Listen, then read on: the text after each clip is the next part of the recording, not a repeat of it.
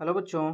आज हम लोग पॉलिटिकल का तीसरा भाग करेंगे जो आपका परसों का एग्ज़ाम में काफ़ी इम्पोर्टेंट सिद्ध होगा, महत्वपूर्ण रहेगा। तो हमने दो वीडियो इसका कवर कर दिए, दो पार्ट में। जो नहीं देखें ज़रूर जाकर देख लीजिए, या तीसरा से चलेंगे। 6 चैप्टर कवर हमने किया था। आज 7वां चैप्टर वैश्वीकरण जो यहाँ पे दिख रहा है वो आज कवर करेंगे, ठीक है। आज एक वीडियो और जाएगा, टोटल मिला के ये 4 वीडियो में आपका पॉलिटिकल सारा कवर हो जाएगा, ठीक है। 2 वीडियो हमने पहले बना दिया है, तो देख लीजिएगा जाके, थंबनेल लगा हुआ है पॉलिटिकल का पार्ट 1 पार्ट 2 करके, ठीक है। 3 अप्रैल के एग्ज़ाम के लिए। तो आज तीसरा वीडियो हम बना रहे हैं, तो चलिए एक एक करके देखते हैं इस प्रश्न का उत्तर। 7वां चैप्टर से वैश्वीकरण, है ना। तो वैश्वीकरण के बारे में पूछा है, कौन सा कथन सही है।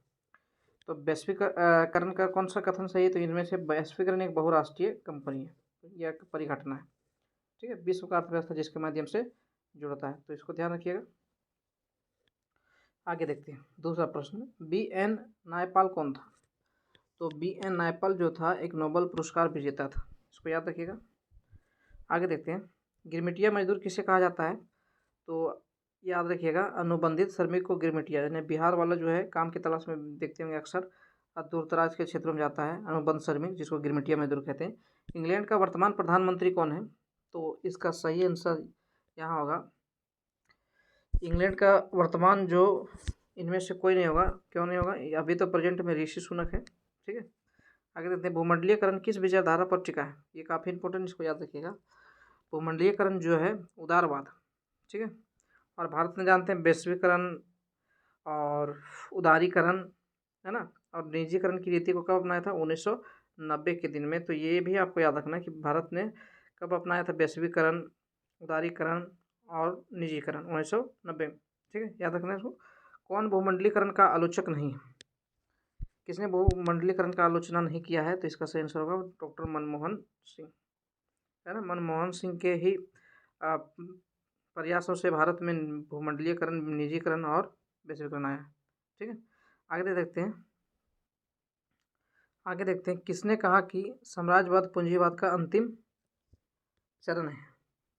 तो इसका सही आंसर होगा V.I. लेनिन, ठीक है। थोड़ा फास्ट वीडियो बनाते हैं, काफ़ी चैप्टर करना है। तो देखिए आगे है, भारत में शुरुआती दौर में में विकास की जो नीति अपनाई, उसने निम्नलिखित में से कौन सा विचार नहीं शामिल था। तो शुरुआती में भारत ने जो नीति अपनाया था उसमें उदारीकरण नहीं शामिल था। क्यों नहीं था, क्योंकि 1990 में आया, ठीक है। विश्व के संदर्भ में सोचो, देशों के हित में करो, यह प्रचारित किया, किसने किया था यह। तो इसका सही आंसर होगा, याद रखिएगा, इसका सही आंसर होगा डॉक्टर मनमोहन सिंह जी का, ठीक है। आगे देखते हैं, 10वां प्रश्न दिया हुआ है कि किसने कहा कि भूमंडलीयकरण विशिष्टवाद का सार्वभौमिक किया, थोड़ा सा मिटा हुआ है, सार्वभौमिक का विशिष्टीकरण है। तो इसका सही आंसर होगा ऑप्शन नंबर बी, रॉबर्टसन, ठीक है। आगे देखिए, भारत में नई आर्थिक नीति की शुरुआत किस प्रधानमंत्री, तो उस समय याद रखिएगा, उस समय जो प्रधानमंत्री थी नरसिम्हा राव। और जब भारत ने नई आर्थिक नीति का शुरुआत 1991 में किया, उस समय 1991 में पूछेगा कब अपनाया था, 1991। उस समय नरसिंह राव जी थे और उस समय मनमोहन सिंह वित्त मंत्री थे, ठीक है। आगे देखते हैं, मानवाधिकारों की सार्वभौमिक घोषणा की गई, कब की गई। तो याद रखिए, ये भी काफ़ी इंपॉर्टेंट है, ऑप्शन नंबर सी, 1947 में, ठीक है। आगे देखते हैं, प्राचीन काल में किस स्थल मार्ग से एशिया और यूरोप का व्यापार होता था। तो एशिया और यूरोप का जो व्यापार होता था उस मार्ग को कहा जाता था, याद रखिए काफ़ी इंपॉर्टेंट क्वेश्चन है, उस मार्ग को कहा जाता था रेशम मार्ग, ठीक है। इसी मार्ग से एशिया और यूरोप का व्यापार। पहले विश्व बाजार के रूप में कौन सा शहर उभर कर आया। तो पहले विश्व बाजार के रूप में कौन सा शहर उभरा था, तो याद रखिएगा अलेक्जेंड्रिया, ठीक है। आगे देखते हैं, आधुनिक युग में अर्थव्यवस्था के क्षेत्र में होने वाली सबसे बड़ी क्रांति कौन सी थी। तो अभी के युग में कौन थी क्रांति थी, तो याद रखिए औद्योगिक क्रांति, इंडस्ट्रियल रिवोल्यूशन। गिरमिटिया मजदूर बिहार के किस क्षेत्र में भेजे जाते हैं। तो इसका सही आंसर होगा ऑप्शन नंबर बी, पश्चिम में, ठीक है। आगे देखते हैं, विश्व बाजार का विस्तार आधुनिक काल में किस समय से आरंभ हुआ। तो इसका सही आंसर होगा 18वीं सदी से, ठीक है। आगे देखते हैं, विश्वव्यापी आर्थिक संकट, ये काफ़ी इंपॉर्टेंट है ना। कब आया था, 1929 में। पूरा दुनिया में आर्थिक संकट किस समय आया था, 1929 में। आर्थिक संकट यानी जिसको मंदी कहते हैं, के कारण यूरोप में कौन सी शासन प्रणाली का उदय हुआ। तो जब आर्थिक संकट जब यूरोप में आया तो कौन सा नया शासन प्रणाली आया? तो याद रखिएगा फांसीवाद, नाजीवाद का शासन। ठीक है। ब्रिटेन वुड्स सम्मेलन काफ़ी इंपॉर्टेंट, याद रखिएगा। ब्रिटेन वुड्स सम्मेलन, इसी सम्मेलन में बना है विश्व बैंक और IMF इंटरनेशनल मनी फंड। याद रखिएगा 1944 में। 1944 में। एक प्रश्न हम आपको बताते हैं, यहाँ से काफ़ी इंपॉर्टेंट क्वेश्चन है और आने का चांस भी रहेगा। अगर पूछेगा किस सम्मेलन में, ब्रिटेन वुड्स सम्मेलन का मतलब होता है कि इसी सम्मेलन में बैठक, इसी बैठक में वर्ल्ड बैंक बना था, विश्व बैंक बना था, याद रखिएगा। और एक और बना था, जुड़वा संतान इसको कहा जाता है, विश्व बैंक बना था। और एक याद रखना आपको IMF का फुल फॉर्म क्या आता है? इंटरनेशनल मनी फंड, यानी अंतर्राष्ट्रीय मुद्रा कोष, इसको ध्यान रखेंगे। एक विश्व बैंक को, ठीक है, विश्व बैंक पूछेगा किस संगठन में बना था, और IMF तो याद रखिएगा ब्रिटेन सम्मेलन 1944 में। भूमंडलीयकरण की शुरुआत किस दशक में हुई? तो भूमंडलीयकरण की जो शुरुआत हुई वो 1990 की दशक, याद रखेंगे। द्वितीय विश्व युद्ध के बाद यूरोप में कौन सी संस्था का उदय और आर्थिक दुष्प्रभावों को समाप्त करने के लिए हुआ? तो याद रखिएगा OPEC। ठीक है, OPEC। चलिए आगे देखते हैं। 23वां प्रश्न, चीन में क्रांति कब हुई? तो चीन में जो क्रांति हुई, इसका सही आंसर होगा 1949 में। चीनी क्रांति 1911 में। ठीक है। अमेरिका का पता किसने लगाया था? याद रखिएगा कोलंबस ने, है ना। वास्को डी गामा ये भारत का पता लगाए थे। आगे देखते हैं। IMF और विश्व बैंक ने काम करना शुरू किया, कब काम करना शुरू किया? तो इसका सही आंसर होगा 1951 में। हालांकि इसका गठन 1944 में ब्रिटेन वुड्स सम्मेलन में हुआ था ना। कौन लोग किस देश का कानून था? याद रखिएगा ब्रिटेन का। काफ़ी इंपॉर्टेंट ये भी है। अगला चैप्टर है राष्ट्र निर्माण की चुनौतियाँ। ठीक है, अगला चैप्टर इसको कर लीजिएगा। राज्यसभा में मनोनीत सदस्यों की संख्या कितनी है? तो 12। कौन चुनता है इसको? याद रखिएगा राष्ट्रपति चुनता है। भारत में पहला नगर निगम स्थापित किया गया, तो कहाँ किया गया? तो इसका सही आंसर होगा मद्रास में। ठीक है। आगे देखते हैं, केंद्र राज्य संबंधों में मुख्य अड़चनें क्या रही? तो याद रखना है इसका सही आंसर हो ऑप्शन नंबर डी, इनमें से सभी होगा। ठीक है। राज्यपाल की भूमिका इनमें 356 अनुच्छेद ये सब है। भारत में 73वां संविधान संशोधन, ये काफ़ी इंपॉर्टेंट है। 73वां 74वां ये आपको याद रखना ही है। 73वां पंचायती राज से संबंध है और नगर पालिका से संबंधित जो है नगर निगम से 74वां। ठीक है, याद रखिएगा। सर्वोच्च न्यायालय के न्यायाधीश की नियुक्ति कौन करता है? तो सर्वोच्च न्यायालय का जो न्यायाधीश होता है उसका नियुक्ति कौन करता है? तो याद रखिएगा राष्ट्रपति। ठीक है। आगे देखते हैं, भारतीय संविधान में कौन सा अनुच्छेद संसद के अधिवेशन की अनुमति देता है, यानी संसद को बैठक की अनुमति देता है? तो इसका सही आंसर 108 अनुच्छेद है। ठीक है। भारतीय संविधान के किस भाग को संविधान का आत्मा, काफ़ी इंपॉर्टेंट क्वेश्चन है, प्रस्तावना को। ठीक है, संविधान का आत्मा किसको कहा जाता है? संविधान में। संविधान सभा के अध्यक्ष कौन था? तो डॉक्टर राजेंद्र प्रसाद। ठीक है, याद रखेंगे। चलिए, संविधान सभा किस भाषा को राजभाषा का दर्जा देता है? तो इसका सही आंसर होगा हिंदी भाषा, है ना। आज भी हमारे देश में हिंदी भाषा राजभाषा है ना।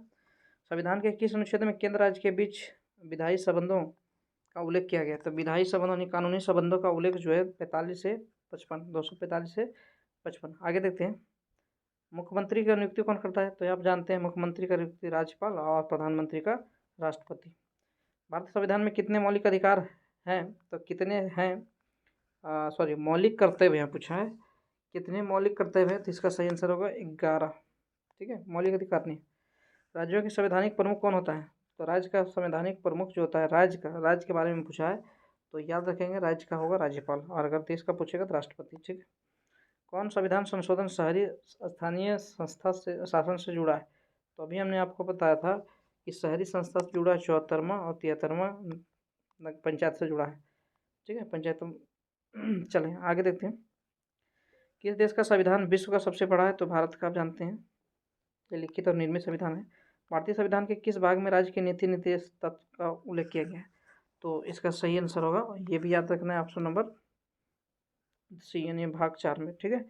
ग्राम कचहरी का प्रधान कौन होता है? तो ग्राम कचहरी का जो प्रधान होता है, तो जानते हैं वो होता है सरपंच। ठीक है। आगे देखते हैं, भारत के लंबे संघर्ष के बाद स्वतंत्रता पाई, तो स्वतंत्रता भारत ने कब पाई? तो इसका सही आंसर 15 अगस्त 1947 में। ठीक है। आगे देखते हैं, मुस्लिम लीग की स्थापना कब हुई? तो 1906 में बांग्लादेश की राजधानी ढाका में, याद रखेंगे। राज्य पुनर्गठन, ये काफ़ी इंपॉर्टेंट क्वेश्चन, इसको देखिएगा ध्यान से। राज्य पुनर्गठन आयोग की स्थापना कब हुई? तो इसका सही आंसर होगा 1953 में। BBI क्वेश्चन है। ठीक है। भारत में कुल कितने राज्य हैं? जानते हैं 28। आगे है, भारत में चुनाव आयोग का गठन, ये भी काफ़ी इंपॉर्टेंट क्वेश्चन है, इसको भी ध्यान में रखेंगे। इसका सही आंसर होगा जनवरी 1950 में। आगे देखते हैं, किसने कहा स्वतंत्र हमारा जन्मसिद्ध अधिकार है? किसने कहा था? बाल गंगाधर तिलक जी ने। ठीक है, इसको याद रखेंगे। आगे देखते हैं, भारत में लौह पुरुष की संज्ञा किसको दी? जिसको आयरन मैन कहते हैं, सरदार वल्लभ भाई पटेल को। ठीक है, राज्य पुनर्गठन आयोग के विषय में कौन सा कथन असत्य है? ठीक है, तो असत्य जो है इसका ऑप्शन नंबर ए, इसकी स्थापना 1953 में नहीं हुई थी। ठीक है, ये असत्य। चलिए आगे देखते हैं, 26 नंबर, किस आंदोलन ने आंध्र के लिए स्वायत्त प्रदेश की मांग की थी? तो कौन सा आंदोलन जो था? तो इसका सही आंसर याद रखिएगा, ऑप्शन नंबर बी, विशाल आंध्र आंदोलन। ठीक है, आगे देखते हैं, अनुसूचित जाति संघ की स्थापना किसने की थी? डॉक्टर भीमराव अंबेडकर जी ने। ठीक है, आगे, भारत में वर्तमान में कुल कितने संघ शासित प्रदेश? अभी जो पूछा है, वर्तमान में कुल कितने संघ शासित प्रदेश हैं? 7 है। ठीक है, भारत का संविधान किस वर्ष अंगीकृत किया गया? ये काफ़ी इंपॉर्टेंट क्वेश्चन है, इसको ध्यान रखेंगे। ठीक है, ऑप्शन नंबर बी, 1949 में, यानी कि जब बनकर तैयार हो गया तो उसको अंगीकृत कहते हैं। ठीक है, भारत में विविधता में एकता, काफ़ी इंपॉर्टेंट क्वेश्चन ये भी। ठीक है, विविधता में एकता का सिद्धांत किसने बताया था? तो जवाहरलाल नेहरू जी ने। संविधान की प्रस्तावना में बंधुता का आदर्श क्यों रखा गया? तो आदर्श क्यों रखा गया? तो इसका सही आंसर होगा राष्ट्रीय एकता के लिए। ठीक है, कश्मीर के भारत में विलय पत्र पर किसने हस्ताक्षर किया था? तो याद रखेंगे, राजा हरि सिंह। इसी के कहने पर भारत का विलय कहाँ हुआ? कश्मीर में। संविधान में भारत के किस राज्य को विशेष दर्जा दिया है? तो किस राज्य को? इन 4 राज्य है, तो विशेष दर्जा किसको मिला था? जम्मू कश्मीर को। 370 यहीं से संबंधित था। राज्य के पुनर्गठन आयोग का अध्यक्ष कौन था? तो इसका सही आंसर याद रखेंगे, ऑप्शन नंबर डी, न्यायमूर्ति फजल अली। यही था आयोग गठन के अध्यक्ष। काफ़ी इंपॉर्टेंट है, याद रखेंगे इसको। मिजोरम किस वर्ष भारत संघ का राज्य बना? यानी मिजोरम को भारत का राज्य कब बनाया गया? इसका सही आंसर होगा 1986 में। ठीक है, राज्य पुनर्गठन अधिनियम के अनुसार भारत में किस आधार पर, क्वेश्चन थोड़ा सा कटा हुआ है, आधार पर राज्यों की रचना हुई है? तो इसका सही आंसर होगा भाषा के आधार पर। याद रखेंगे, राज्यों की रचना किस आधार पर? जनसंख्या नहीं, भाषा। 1956 में कौन से द्विभाषी राज्य बने? तो 1956 में जो बना है द्विभाषी, यानी 2 भाषा बोलने वाले राज्य जो बना है, बम्बई और पंजाब। ठीक है, याद रखेंगे, भाषा को नहीं बल्कि सामरिक महत्व के तत्व को देखते हुए सबसे पहले किस राज्य की रचना हुई थी? तो भाषा के आधार पर सबसे पहले अगर पूछे आपको तो याद रखेंगे आंध्र प्रदेश का गठन हुआ था। ठीक है, किसका हुआ था? आंध्र प्रदेश। लेकिन यहाँ क्वेश्चन पूछा है भाषा को ही नहीं बल्कि सामरिक महत्व के तत्व को देखते हुए सबसे पहले किस राज्य का गठन हुआ है? तो नागालैंड। लेकिन भाषा के आधार पर पूछेगा, याद रखेंगे आंध्र प्रदेश। गोवा भारत राज्य का संघ कब बना? तो याद रखेंगे इसका आंसर होगा 1987। क्यों? क्योंकि इससे पहले ये इस पर किसका कंट्रोल था? तो पुर्तगालियों का। ठीक है, आगे देते हैं क्वेश्चन नंबर आगे। भारत के प्रथम राष्ट्रपति कौन थे? तो आप जानते हैं, प्रथम राष्ट्रपति डॉक्टर राजेंद्र प्रसाद। ठीक है, आगे देखते हैं क्वेश्चन नंबर 2, स्वतंत्रता पश्चात देशी रियासत थे, तो देशी रियासत कौन था स्वतंत्रता के बाद? तो याद रखें, हैदराबाद भी था और जूनागढ़ भी था। Option number D. ठीक है, हैदराबाद को निजाम से छीन के भारत में विलय किया गया। भारत का अंतिम गवर्नर जनरल कौन था? तो अंतिम गवर्नर जनरल इसमें कौन था? श्री राजगोपालाचारी। याद रखेंगे, गोवा दमन द्वीप किस यूरोपीय राज्य है ना का उपनिवेश था? तो गोवा पर जहाँ पे यहाँ गोवा, तो याद रखिएगा पुर्तगालियों, है ना। 1987 में इसका देश के विभाजन के समय कौन से राज्य प्रभावित हुए? तो जब देश का बंटवारा हुआ तो उस समय कौन सा राज्य प्रभावित हुआ? तो पंजाब और बंगाल। ठीक है, किसने द्विराष्ट्र सिद्धांत, ये इंपॉर्टेंट क्वेश्चन, इसको याद रखेंगे, द्विराष्ट्र सिद्धांत 2 राष्ट्र की मांग की थी? तो याद रखेंगे जिन्ना ने, हिंदुस्तान और पाकिस्तान। भारतीय संविधान को कब लागू किया गया? तो जानते हैं 26 जनवरी 1950 को। इसी दिन हम लोग गणतंत्रता दिवस मनाते हैं। भारत में उत्तर पूर्वी, ठीक है, में असम का भाग काटकर पहला राज्य कब कौन बना? ऐसा था, तो इसका आंसर होगा पहला राज्य उत्तर पूर्वी का नागालैंड। ठीक है, भाषा के आधार पर सबसे पहले किस राज्य की रचना हुई? तो हमने आपको शुरू में बताया था, भाषा के आधार पर सबसे पहले आंध्र प्रदेश का गठन हुआ। भारतीय संविधान की 8वीं अनुसूची में क्या वर्णित है? काफ़ी इंपॉर्टेंट है, याद रखेंगे। 8वीं अनुसूची में जो वर्णित है वो है भाषा। ठीक है, भारत के प्रथम उपराष्ट्रपति कौन थे? तो वो कौन थे? तो इसका सही आंसर होगा कौन? Doctor S Radhakrishnan. ठीक है, इस प्रकार ये चैप्टर खत्म हो गया। चलिए एक चैप्टर का और हम लोग देख लेते हैं। एक दल का प्रभुत्व का दौर। तो जानते हैं उस समय एक दल कांग्रेस ही था। कहता है भारतीय, यह क्वेश्चन दिया हुआ है, एक दल का प्रभुत्व का दौर। ठीक है, तो एक एक करके इसका भी प्रश्न हम लोग देख ही लेते हैं। चलिए उसके बाद हम लोग एक वीडियो और अपलोड करेंगे, उसके बाद ये सारा खत्म होगा। चारों वीडियो का आप देख के जाएंगे, ये मजाल नहीं होगा कि यहाँ से आपका, मतलब कहने का मतलब ये है कि यहाँ से एक प्रश्न भी आपका छूटने की चांस नहीं रहेगा। MCQ का सारा बनेगा। ठीक है, केवल एक ध्यान से एक नहीं, दो नहीं, 3 बार लगभग देख के ही जाइएगा वीडियो। ठीक है, जब तक याद नहीं होता तब तक। भारतीय राजनीतिक दलीय व्यवस्था को किस श्रेणी में रखा गया है? तो याद रखेंगे बहुदलीय। भारत में एक राजनीतिक दल नहीं है, बहुत सारे। कांग्रेस के युवा तुर्कों में किसे जाना जाता है? तो युवा तुर्कों में याद रखेंगे चंद्रशेखर जी को। ठीक है, भारतीय राष्ट्रीय कांग्रेस के नेता ने 2 बार अपनी पार्टी तोड़ी, उसका पुनर्निर्माण किया। तो कौन नेता था?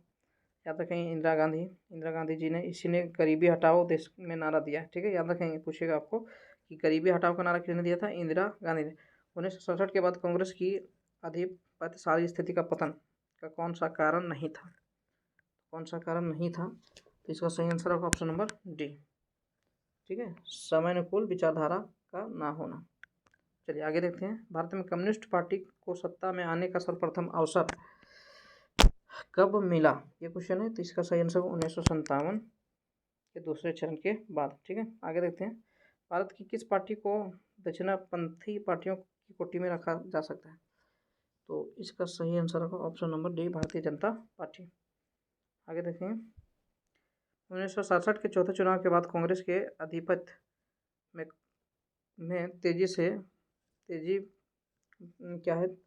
तेजी से पतन में किस तत्व ने प्रबल भूमिका निभाई? तो इसका सही आंसर होगा ऑप्शन नंबर बी, राजनीतिक दल बदल। ठीक है, बड़ी चला था 1967 के बाद। 1971 में बने महागठबंधन की सरकार का क्या उद्देश्य था?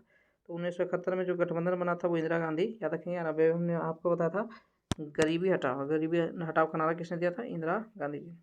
भारतीय राष्ट्रीय कांग्रेस के समाजवादी प्रतिमान का संकल्प लिया गया, तो कब लिया गया? तो इसका सही आंसर याद रखेंगे 1955। अगर भारतीय राष्ट्रीय कांग्रेस की स्थापना पूछेगा तो याद रखेंगे 1885 में ये वो ह्यूम ने बनाया था।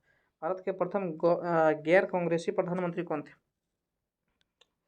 कांग्रेस तो पहला पार्टी था, उसके बाद पहला प्रधानमंत्री कौन बना जो कांग्रेस से संबंधित नहीं था? तो इसका सही आंसर याद रखेंगे मोरारजी देसाई। देखिए मोरारजी देसाई। आगे देखते हैं। कांग्रेस का विभाजन किस वर्ष हुआ? तो याद रखेंगे 1969 में। ठीक है, आगे प्रथम आम चुनाव में निम्नलिखित में से किस प्रांत में कांग्रेस को बहुमत प्राप्त नहीं हुआ था?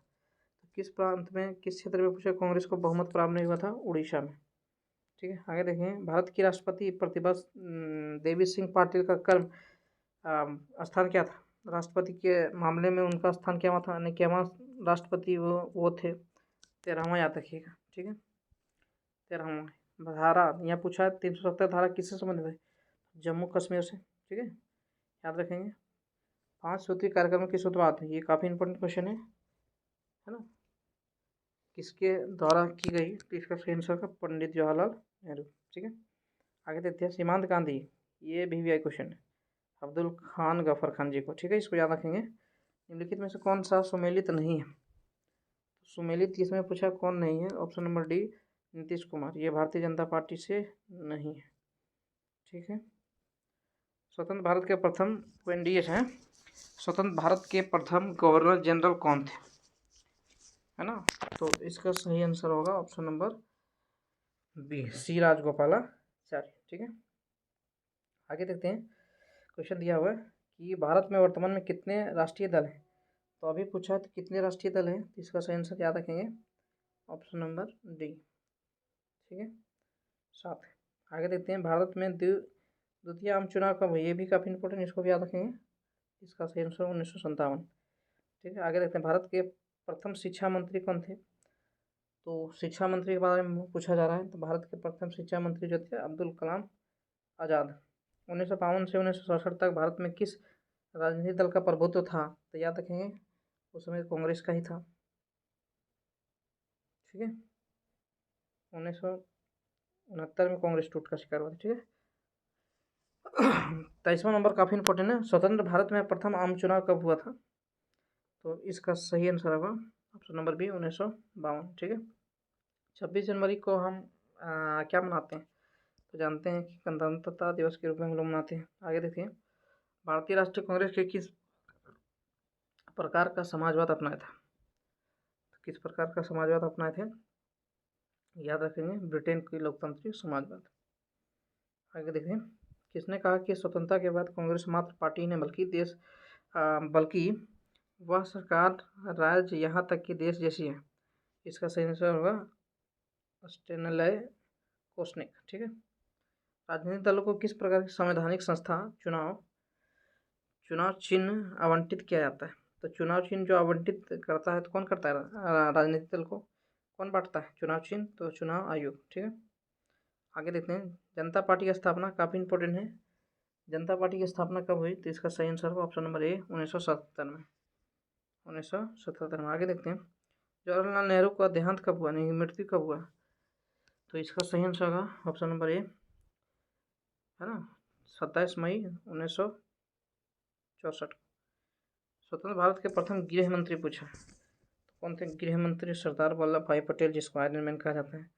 लाल बहादुर शास्त्री का निधन कब हुआ, यानी कि इनका मृत्यु कब हुआ? जानते हैं कि जब वो साइमन कमीशन आया था तो लाठियों के प्रहार से इनके माथा में चोट लगा था और उन्हीं समय सॉरी लाल बहादुर शास्त्री नहीं, ठीक है, वो तो लाल बहादुर शास्त्री जी का निधन कब हुआ था? तो इसका सही आंसर होगा 1966, है ना। वल्लभ भाई पटेल का हमने कहानी बता दिया आपको। चलिए, भारत के प्रथम राष्ट्रपति कौन थे? जानते हैं, प्रथम राष्ट्रपति डॉक्टर राजेंद्र प्रसाद जी थे। जय जवान जय किसान का नारा किसने दिया था? कहाँ है क्वेश्चन? हाँ, काफ़ी इंपॉर्टेंट क्वेश्चन है। 33 number, option number D, Lal Bahadur Shastri. Bharat का विविधता में एकता का देश है, ये किसने कहा था? तो याद रखेंगे, काफ़ी इंपॉर्टेंट ये भी क्वेश्चन है। इसका सही आंसर नेहरू जी ने। भारत में हरित क्रांति का जनक ये है? तो जानते हैं MS स्वामीनाथन, है ना। भारत की प्रथम महिला राष्ट्रपति कौन थे? तो पहला राष्ट्रपति महिला में पूछा है तो याद रखेंगे इसको। इसका सही आंसर होगा प्रतिभा देवी सिंह पाटिल, 13वां थे जो। किस समिति के अनुशासन पर भारत में प्रथम बार पंचायती राज्य संस्थाओं का गठन किया गया था? किसके सिफारिश पर पंचायत का गठन हुआ था भारत में? इसको याद रखेंगे, बलवंत राय मेहता समिति। निम्नलिखित में से कौन भारतीय संघीय व्यवस्था की विशेषता नहीं है? तो इसका सही आंसर होगा, कौन सी विशेषता नहीं है? दोहरी नागरिकता। क्या? क्योंकि भारत में दोहरी नागरिकता नहीं मिल सकता, एकल नागरिकता मिलता है। भारतीय संविधान का कौन सा अनुच्छेद निर्वाचन के लिए प्रावधान करता है? तो इसका सही आंसर होगा 324। अगर राज्यसभा में प्रतिनिधित्व होता है, किसका प्रतिनिधित्व होगा? राज्यों का। आगे देखते हैं, भारतीय संघीय व्यवस्था में किसे अधिक शक्तियाँ प्रदान है? सबसे ज़्यादा किसको अधिक शक्तियाँ प्रदान है? केंद्र को। 1967 तक भारत में किस प्रकार की दलीय व्यवस्था थी? जानते हैं, एक दलीय यानी कांग्रेस का था, लेकिन कांग्रेस 1969 में टूट गया। ठीक है। तो 43 नंबर का प्रश्न देखते हैं, 1930 में गांधी जी ने किस आंदोलन का शुरुआत किया था? जानते हैं, सविनय अवज्ञा आंदोलन, जिसको नमक यात्रा कहते हैं। ठीक है। आज इतना ही था। अगला जो चैप्टर बचा है, एक वीडियो और बनेगा, उसमें सारा कवर कर लिया जाएगा। तो इस वीडियो को जरूर देख के जाइएगा, नए होंगे तो सब्सक्राइब कर लीजिएगा। ठीक है।